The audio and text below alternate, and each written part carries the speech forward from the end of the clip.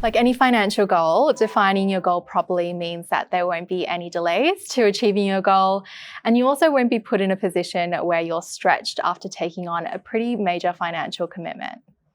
So we do encourage you to take a goals-based approach to investing, and that means to properly cost your goal to the best of your ability, and that's instead of just assuming a 20% deposit and leaving it at just that. So the outlay on my first property was over 35% above my deposit amount, and it's a significant amount and a process that I've never done before. So there were a lot of costs that I didn't really account for. But I think it's important to be transparent about the process and the costs, because for first home buyers, it is their first time around.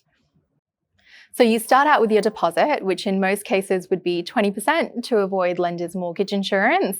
But of course, the classic cost that's extra is stamp duty. And I was able to avoid stamp duty because I got in before the 30th of June.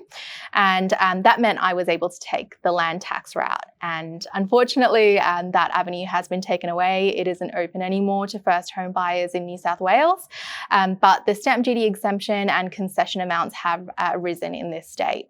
And then there was property lawyers. So we paid $3,000 for 3 contract reviews. And if you're a first home buyer, it's likely you're going to come close on properties that you like, and you might not be successful in actually purchasing it. So this involves getting a property lawyer to review the contracts of the property before you actually put any offers in.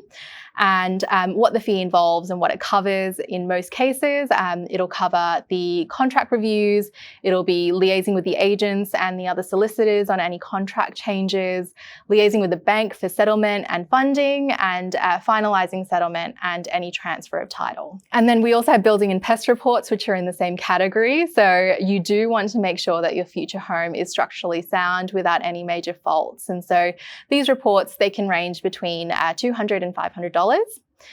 And when we speak about mortgage brokers, we didn't pay for a mortgage broker, so they received a commission from the bank, but you can shop around and find brokers that are fee for service as well, if that's what you're comfortable with.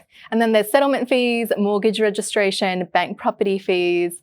This is just part and parcel of taking out a loan, and it will vary bank to bank, but we were at about $2,600 for this, plus about $850 for home insurance that was compulsory before they actually gave us the loan. Then there's, of course, the frictional costs of moving. So you've got new furniture, removal lists, boxes, any accommodation you have to supply for yourself between the end of your lease, if you're renting, and your move-in date. So there's a variety of costs that you'll know best given your situation.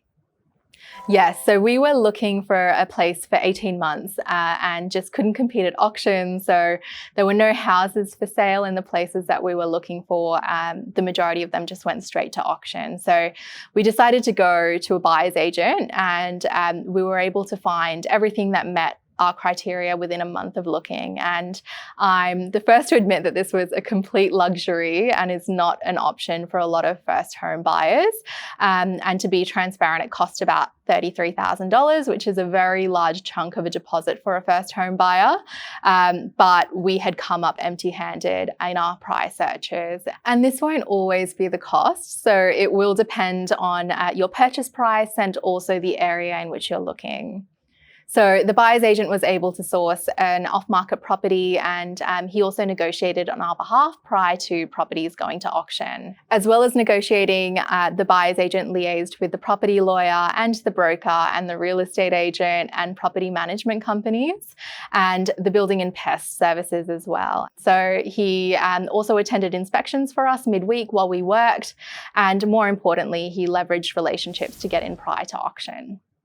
So build in a buffer for extra costs like the ones that I outlined, and have a written plan and outline for the types of properties that you're actually looking for. And this plan might include location, any house specifications like the amount of rooms, and any concessions for renos that you're willing to make. But it is an incredibly emotional process that can cause you to pay more than you can afford for an asset, or purchase an asset that makes you compromise on the level of financial commitment that you're actually comfortable with. or also make you compromise on the lifestyle that you're comfortable with. If you are in a position to buy, I think it's important to make sure that you have a detailed understanding of the circumstances in which you'll actually purchase your home and be conservative with your deposit.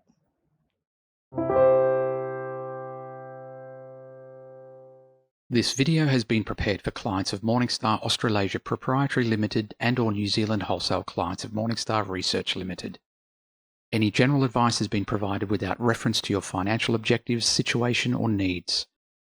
You should consider the advice in light of these matters and any relevant product disclosure statement before making any decision to invest. To obtain advice for your own situation, contact a financial advisor.